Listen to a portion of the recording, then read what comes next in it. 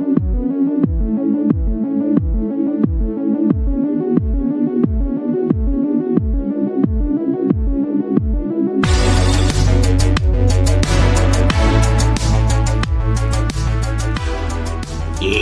and gentlemen, this is the Right Guys podcast, where we ask the question, was Joe Biden ever really president?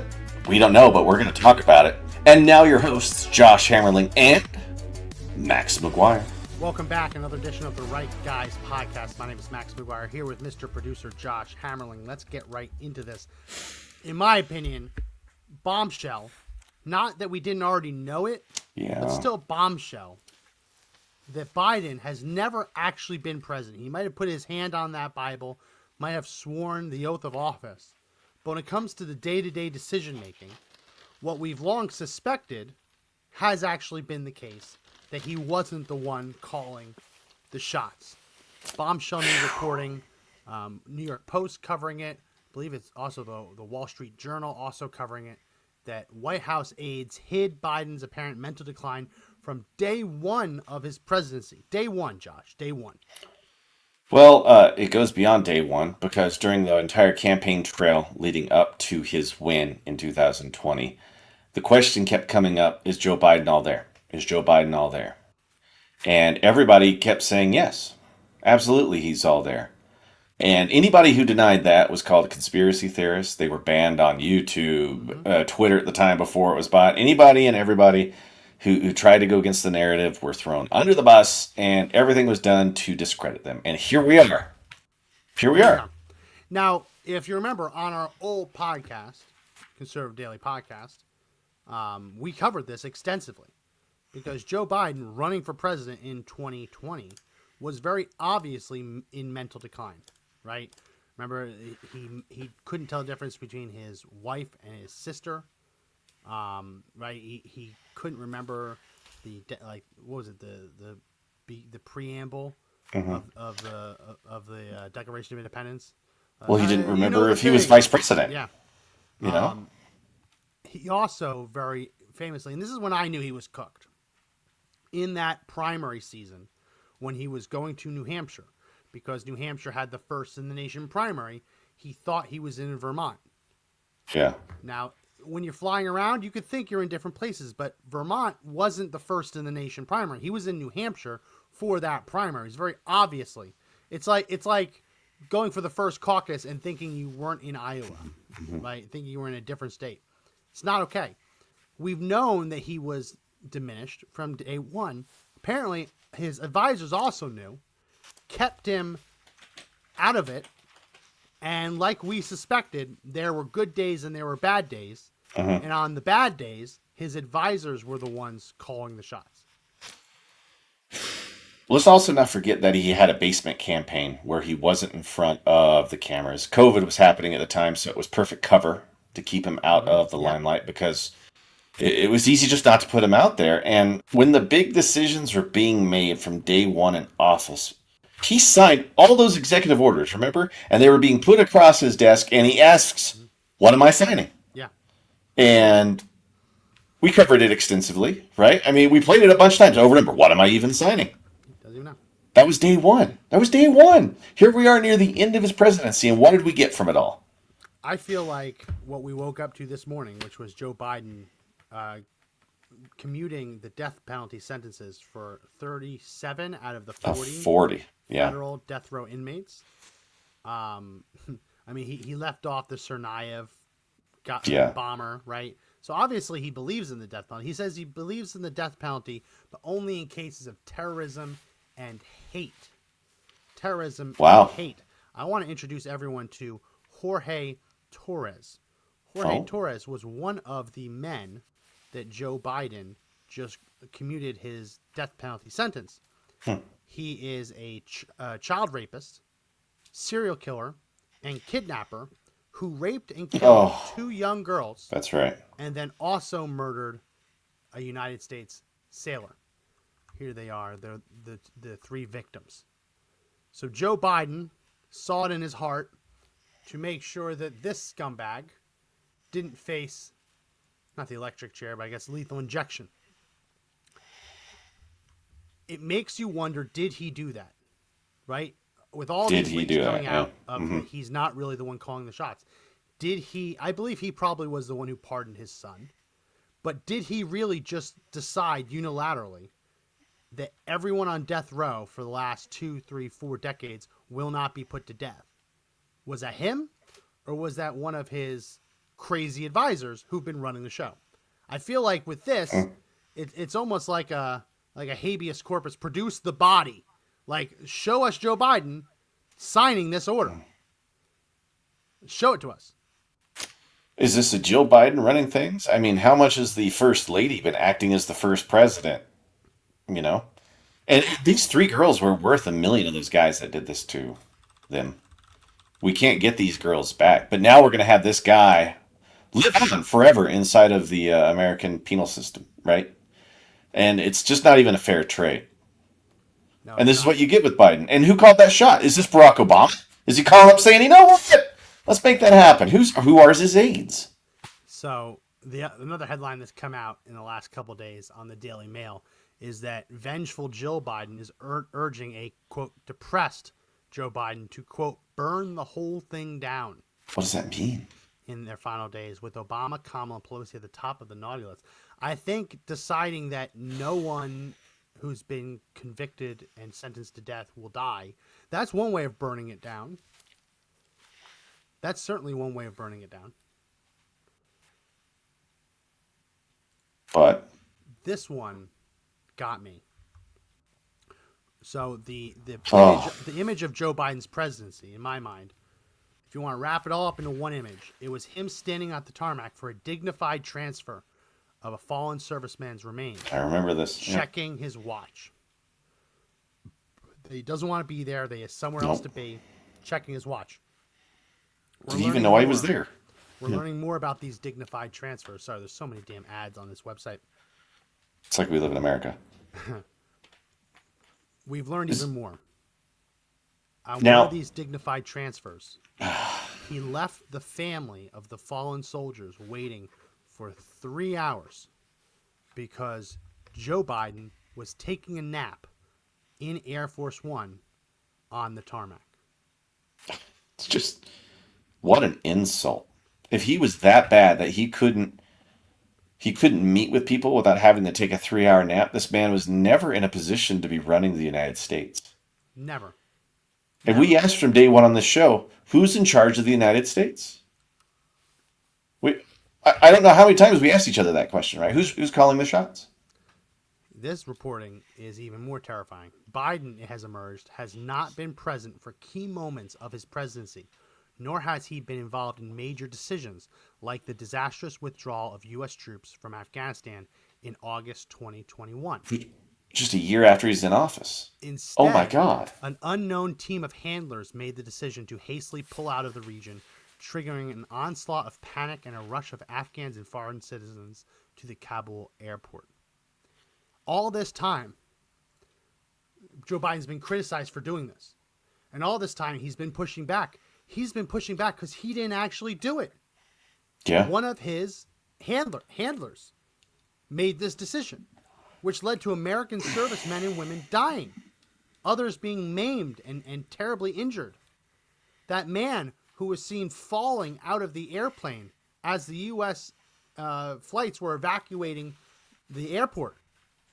He was trying to crawl up in the wheel well and fell out to his death. Yeah. We thought all of that was on Joe Biden. It turns out he didn't make the decision. He was too mentally incapacitated in that moment to make the decision. So other people decided for him. Who those other people were, we don't know. We may never know. I'm shocked we're getting this information now. The rats are scurrying from the sinking ship.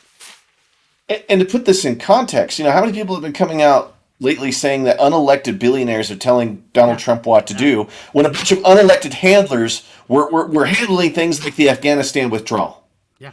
Right? They had spare me their bullshit on that. Funny The how that whole works, right? Biden presidency has been nothing but a lie. Yeah. Funny how that works. I'm pissed. Yeah. And none of it's been real. None of it's been real.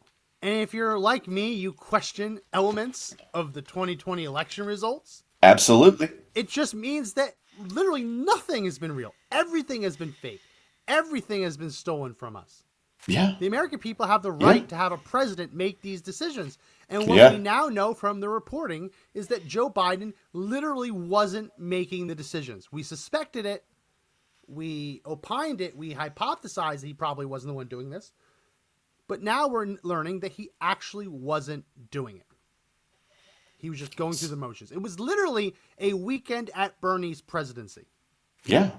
Yeah, we used to make jokes all the time. That's not the real Joe Biden. Doesn't look anything like him. He's not actually at the places he claims to be. I mean, how many times we had that one in the last show where you're showing the green screen snafu, where Joe Biden was just kind of passing over the microphones. Like, was he ever at any of these places? Did he have presidency that was outside of whatever bunker they had him shoved into? The fake White House setup, all of it. It's even fake. They have an Oval Office where he could do lots of things. Instead, they went to the surrounding office building for the White House, built a set of the Oval Office there, and had him do press conferences and events on the set. Who was in the Oval Office? Why wasn't Joe Biden using? None of it makes sense. None of it makes sense. And whether you're conspiratorial, whether you put on the tinfoil hat or not, this isn't a conspiracy. This is not a conspiracy theory anymore. It is a conspiracy. No. These are multiple people within government conspiring to break the law.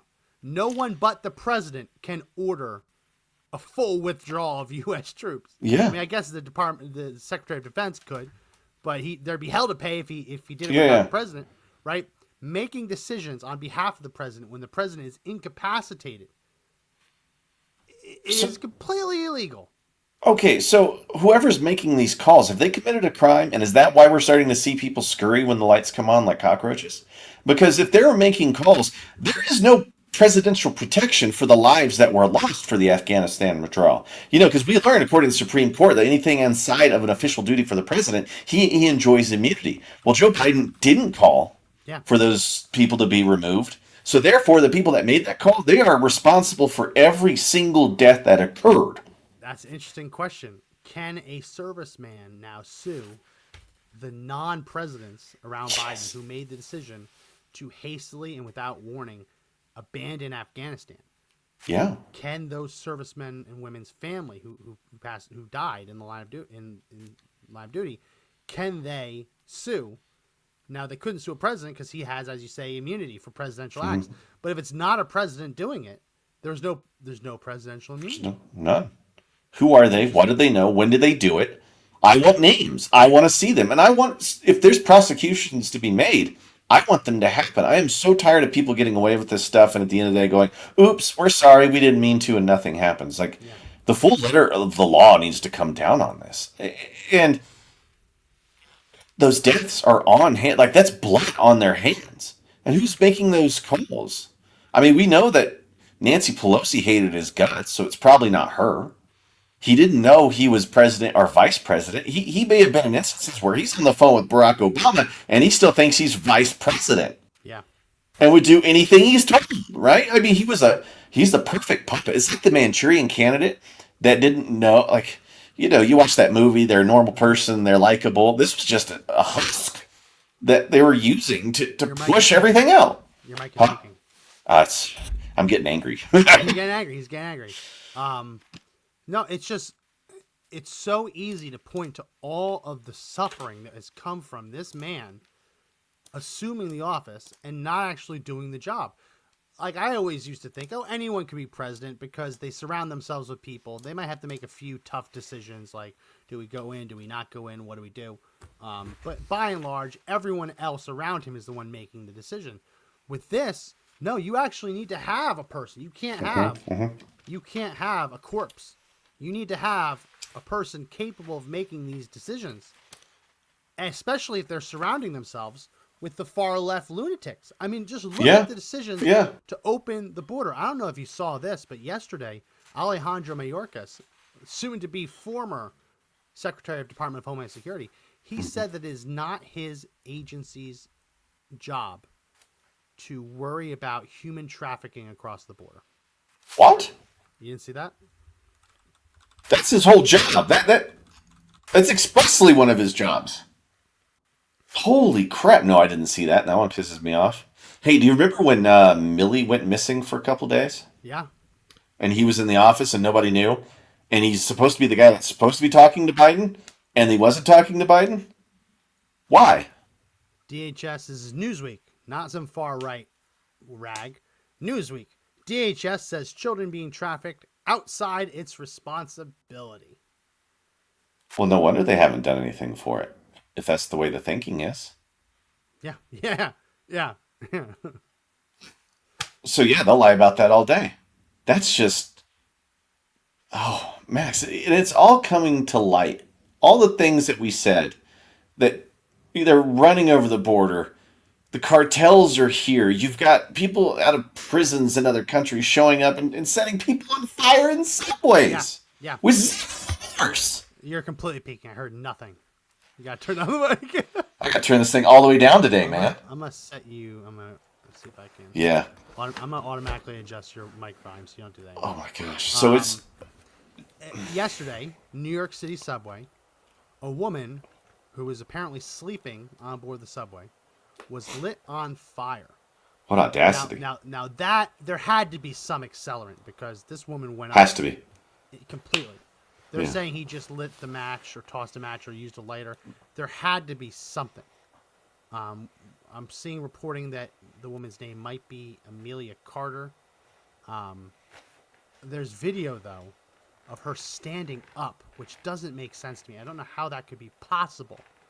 That you could just stand up and let yourself burn to death.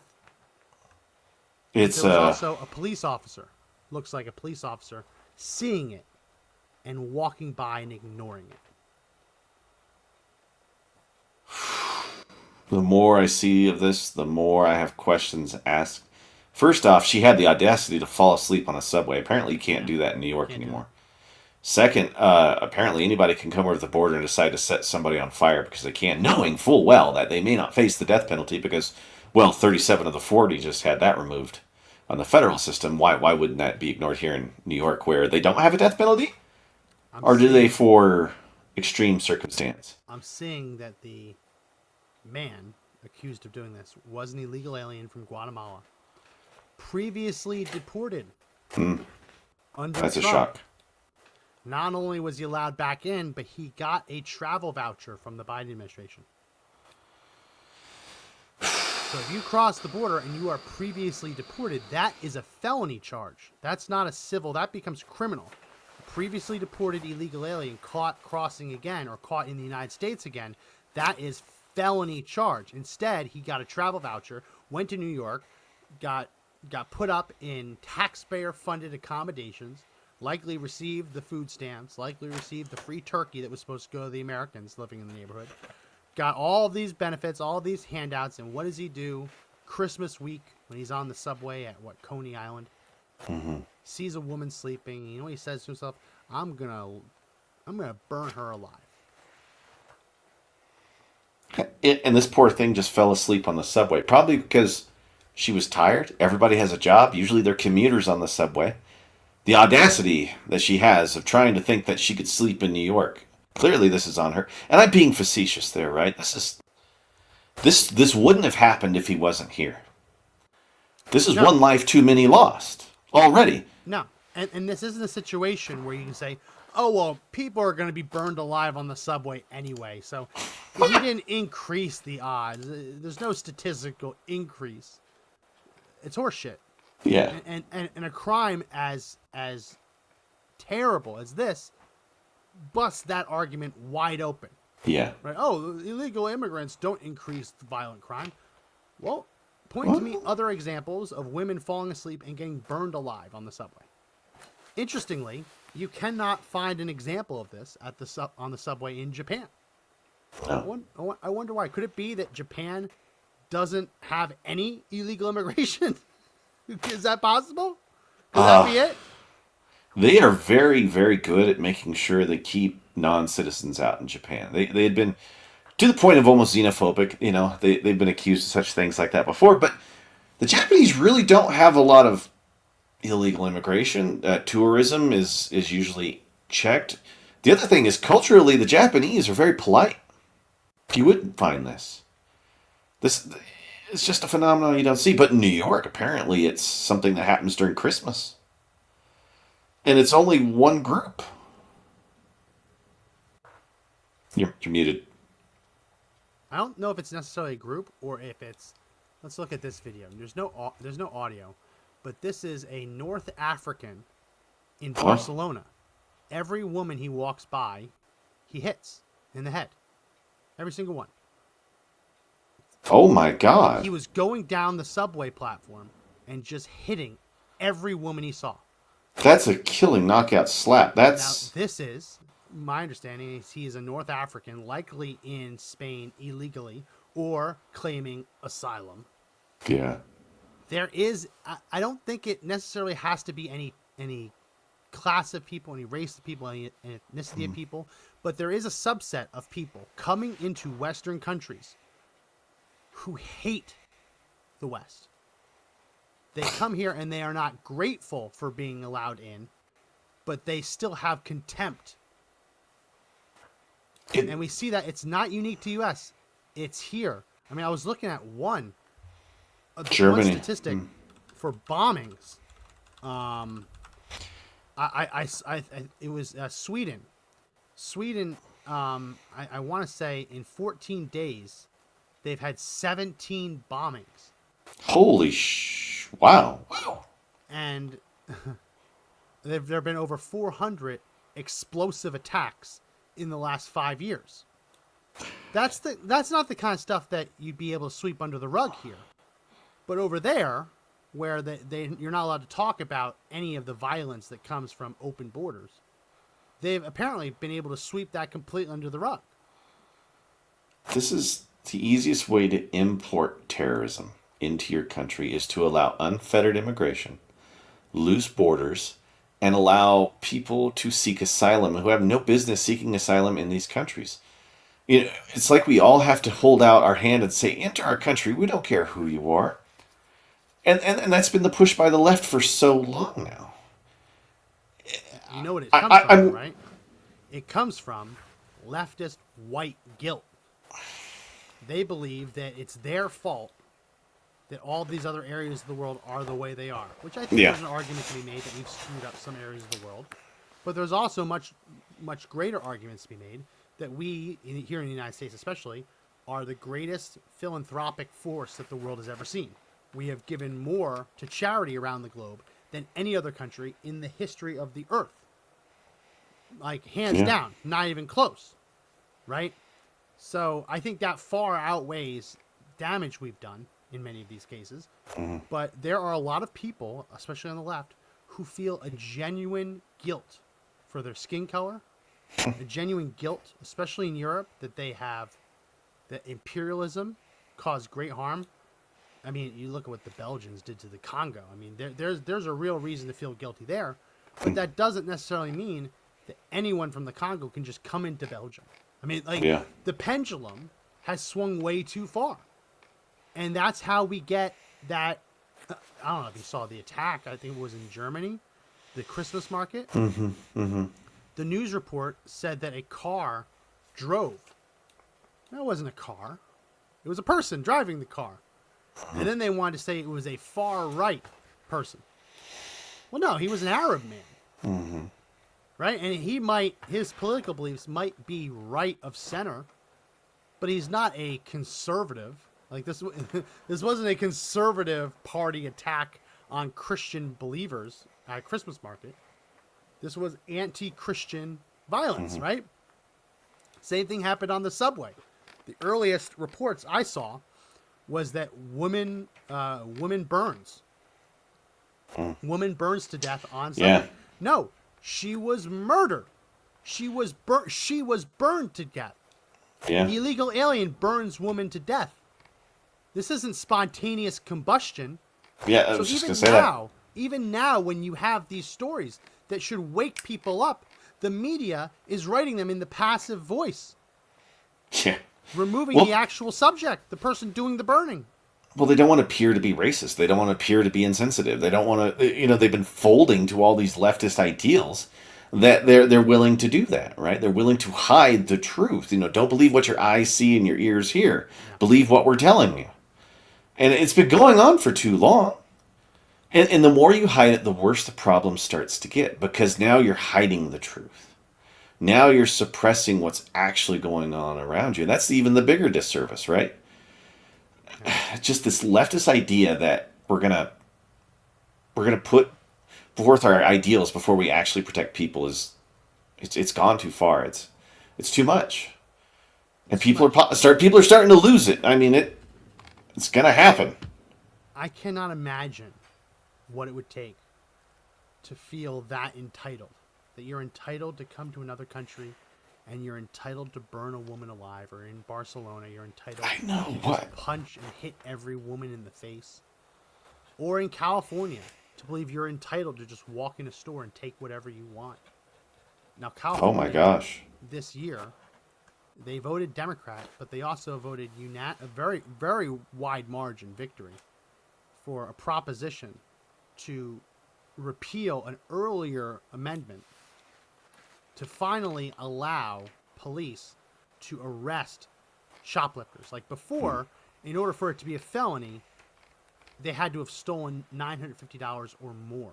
So there were reports, I kid you not, of thieves, shoplifters, pulling out calculators or pulling the calculator app on their phone and adding up the merchandise to make sure that they didn't go over $950. Right, in the cart before they go out. Yeah, it was gross. They're like, oh yeah, we're good, $800. It's like they're balancing a checkbook as they're stealing. Right? And that's something Yeah. that's been widely reported in California local news. So that's changed now. And anyone who is arrested shoplifting and has 2 previous convictions, even if they're misdemeanors, is now eligible for a felony. Wow. Yeah. So whoa. There are very funny videos coming out now because the sheriff's office are trying to get the word out to these thieves. Like, hey, it's not going to work. Right. And they're catching people who didn't realize that the law has already gone into effect. And here's a video from the back of a police cruiser of 2 women realizing that, oh crap, we're going to go to jail for a felony now. That's a felony? Bitch, new laws. Stealing is a felony. Oh. And this is Orange County, bitch. They don't play. That's why I asked what county is this. That's where I went to jail last year and got on probation for a year for stealing out of Target. Stealing's a felony?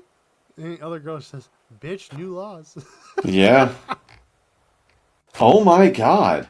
Yeah. And you can see the one girl that's on the left there. She looks away like, oh my God. Like the gravity sunk in, right? Yeah. That lawlessness is over.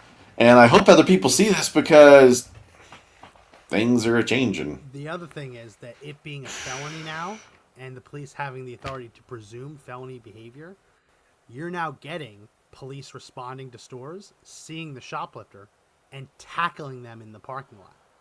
Right? So it's not like, hey, they're not treating this like a misdemeanor investigation.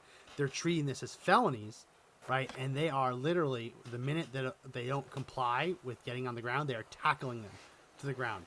It is very fun to watch because the pendulum is swinging back the other way. And that's what I think the next 4 years are really going to represent. The pendulum has swung so far with open borders. Yeah. Lawlessness, shoplift as much as you want. Yeah. It has reached the point of utter insanity. Mm-hmm. Insanity.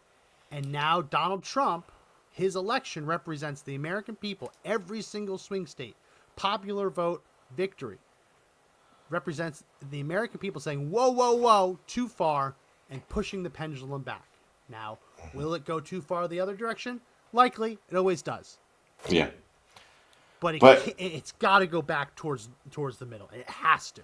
Yeah, yeah. And I will point out, usually when it goes too far to the right, you still don't have people that are stealing $950 worth of things at any one time. It has a tendency to at least become more lawful, right? You just don't want to become law oppressive, which is why they come up with the stupid laws saying that we don't need to bust people for this. They're just felonies. Recidivism. Let's cut down on that. Well, it's nice to see that there's going to be change again, but everybody needs to let that sink in that, bitch, the laws have changed and everything's changing. But if everything's changing, Max, that means that the people who have been committing these crimes, whether it be the low level thugs like you see here, up to the people in the White House, like they've got some explaining to do. Yeah. And I feel like that they probably got some lawyers they need to get. And if that's the case, what evidence are they willing to burn while Joe Biden's in office? And my next question is: is Joe Biden actually doing the pardons himself? Like, is he the That's one the that's other thing. actually putting this out there? Because if they're not a real presidential pardon, it's not a presidential pardon. We need proof, right? Yeah. And if I was the Trump administration, I would challenge the legitimacy of these pardons. Yeah. I would challenge them on the basis that Joe Biden is mentally incapacitated. Yeah. I mean, do you remember when they all rolled up right before he was going to drop out of the presidential race after the first debate? They all made their way to Delaware like that. Was that the moment? Whoever was in charge was at that meeting. That's all I'm thinking, right? Because the big hammer had to be swung there. So, what other things in his administration has happened that required him to sign on it? Yeah. That requires the president to be there? Like, How many things were auto-penned? yeah. Yeah, that he had no idea was even happening. He couldn't even have a concept to some of this stuff. Like, the whole, like, somebody's pulled on a string and this whole thing's unraveling. So, what else is coming down, dude? What? Ooh. I think the chances of him pardoning Yeah. everyone in his administration getting higher. Seeing some rumblings, he might pardon every illegal alien. Which would be insane. Wow. And talk about just a power move, too. But again, I would ask, is that Joe Biden? If he was to sign these pardons and I took him to another room after he was done, moments after he was done, and I asked him exactly what he signed, do you think he'd be able to tell me what it was? No. Not at all. Not. So, who's making the calls then? Not. It's not Joe Biden. It's not. No, it's not. It's absolutely not. I'm just seeing across the wire, Greenland's prime minister is saying that the island will never be for sale. We'll see about that. We'll see about that. We're going to get the Panama Canal back. We're going to That's start how with Tr- Panama that's how Canal. That's how Trump responded to Panama. Panama said the Panama Canal will never be the U.S.'s again. And Trump just said, we'll see about that. We'll see. We'll see. Oh, Yeah, we got to get these people out. Chances are, though, I think it's highly likely that they try and pardon illegal aliens. That's what state Democrat governors did under Trump when he would be rushing in to try and deport someone who yeah. was guilty of a state crime. They were using that to kind of fast track the deportation. I think it was Polis did it a couple times. He pardoned in Colorado. He pardoned it was either Polis or Hickenlooper. Pardoned an illegal alien so that they would not therefore be That was Hick. fast trackable for Yeah. deportation. Which is wild. Which is wild. Which if they do that, then it's congratulations. Every illegal alien is now prioritized for deportation. We were going to prioritize the criminals. You've pardoned the criminals. Now every illegal alien, crime or no crime, is deportable. Congratulations, ICE, DHS, local law enforcement. You've been deputized. I mean, Yeah. there's a lot that's going to need to be done. Good news is, Homan and Trump say that the deportation they believe will be up and running in the first 2 hours after he takes the oath of office. God, they just can't wait. I can't That's wait the- to that's- watch that. That's the estimate that they're giving. 2 hours. Give us 2 hours to get our desk set up, right? Right? We're going to walk in, to turn the get the key. nameplate on the door and on the desk. Yeah. So I want to go back to like the whole COVID thing and the lockdowns and all of the stuff that the administration told us we needed to do, like the vaccines and all that stuff. I'm not here to debate whether they were right or wrong. I'm just rather here to debate whether Joe Biden was given the correct information or people were just operating did on it.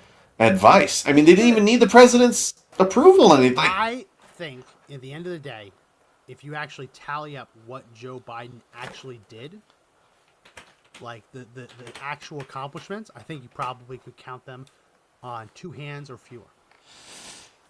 Well, Or a it's 4-year term. I know, and some of these, you have to start asking the question: was that him calling those shots?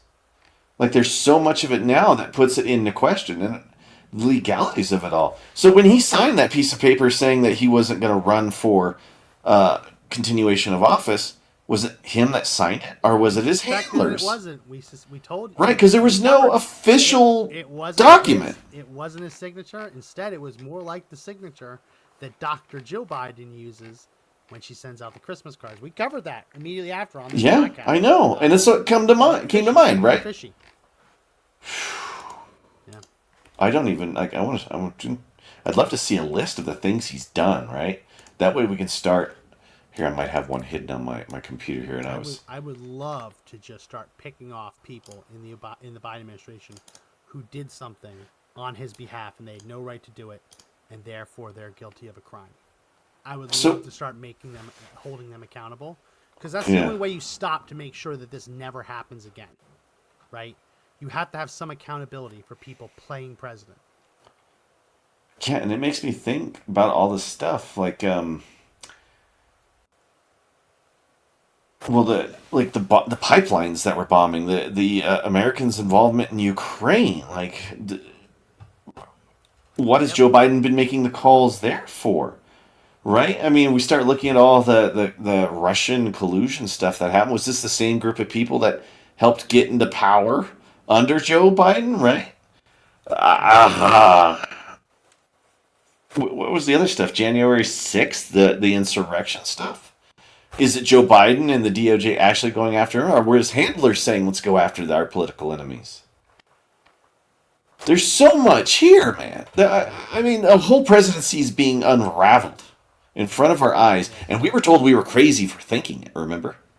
Crazy. Well, the reporting is that his wife is telling him to burn it all down on his way out the door. All right, so what does that mean? Are they pissed that they had to kick him out of office? Were they pissed about that Delaware meeting? I think it means pardon all of the death row inmates, or almost all the death row inmates.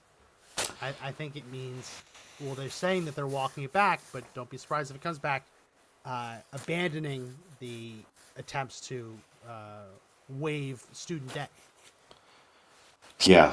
Well, what about the people that did have potentially committed crimes, who are expecting a pardon from Joe Biden and they don't get it? Is that what they mean by burn it down? He just pardoned child rapists. Well, not pardoned. He spared them death. Death, right. I mean, they're still in prison. Yeah. He spared them the death penalty. Child rapists. What are we doing here? I don't know. And I want to, I would end his presidency with, has he always been in charge of the United States?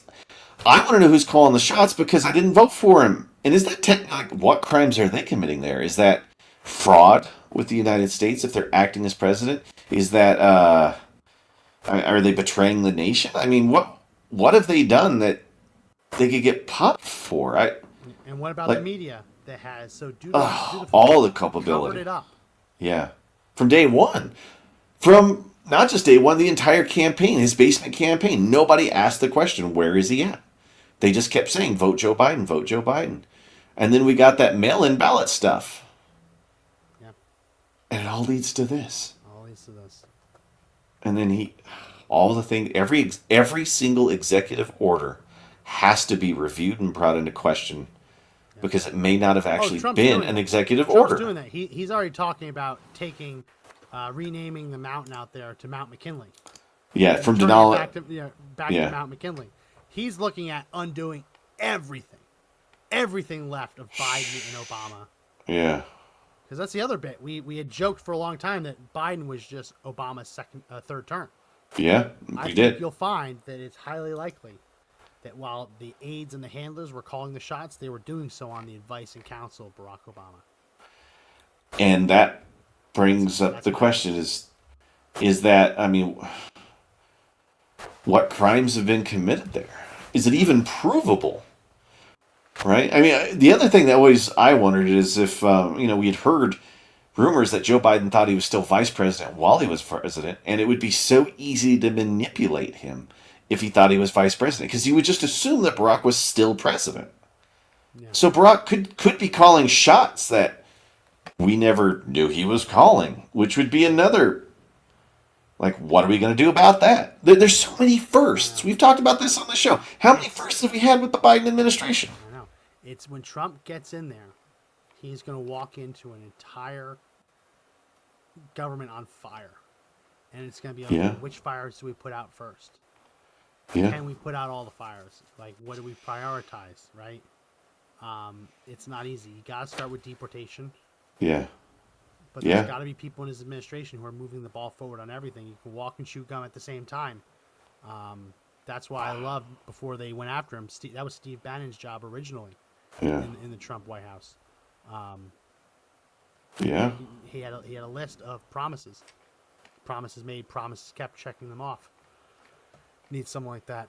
All right, well, we went through everything. Speed podcast. Anything else I know. to talk about? I don't know. I'm worried that there's so much blowing up on a worldwide stage that the people in charge of things now are just trying to set the whole thing on fire before they leave. Because the one way that you defeat a Donald Trump presidency with the will of the people behind him is you try to make it impossible by ruining the world stage, trying to create World War III, making energy so hard to get. How many times have we had problems with energy prices and inflation? Like, that just suddenly went away? Yeah. I mean, they're burning the whole house down before they leave, Max. They have had a party. Trump's going to walk in, and it's just going to look like a bunch of frat bros that destroyed everything. That's what it's going to feel like. That's what it feels like now. Well, on a happy note, Trump's coming in. We got, 28 days, 27, 28 days until he takes oath of office. Yeah. So every day that passes is one day fewer that they can burn it all down. So that's the silver lining. I'm going to make Christmas. And it's Christmas. It's Christmas. You doing anything fun for Christmas? I'm going to eat a lot of food, see both the parents, the in-laws, open gifts. I've been so worried about travel these past couple days just because of all the weird stuff going on in the skies. And again, the government hasn't been honest with us about even the drone thing. I mean, they haven't been honest about anything. I've seen some new drone technology videos of single jet engine drones where they're not quadcopters, they're just single jet engines that have like little boosters on each side of it. Yeah. But one jet. And it can fly like those things, like those videos we've seen. So I'm not sure exactly what's up there, but the more I've seen, the more I think it's probably our own government doing some experimental shit. Sure. And then the question begs, why are they playing with experimental shit over our own skies, right? I don't know, man. There's so much falsity. There's so much lying. There's so much just untruths coming from the government. I mean, it's just proof positive that it seems like Washington, the White House, nobody's in charge of our own government. So is it a shadow government? All those years, people be like, it's a shadow government. They've been running everything. Were they right? There's very few news I see these days that I'm like, wow, thank goodness that ended. Then there's we've got NFL playoffs coming up here soon. I'm a Jets fan. I know, I saw. I mean, at this point, just lose every game so that we have a better draft pick. Gonna need a quarterback that's probably a little less drama. I don't know if Aaron Rodgers is gonna go.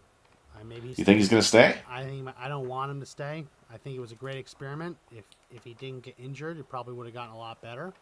Yeah. But we'll see. We'll see. Yeah, I'm a Bengals fan. It's a doomed franchise. Franchise will never be good until the ownership changes. The ownership's the problem. Yeah, I've said that about the Bengals. Like, it's time to sell. Like, you've got the statistically the best year the Bengals have ever had, and they're trying to get the. They are. They're still in the hunt. Barely. They need a lot of help. I think Miami has to lose out. Broncos have to lose out. Bengals have to win out. Colts got to lose one, I think is what it is. And I don't know.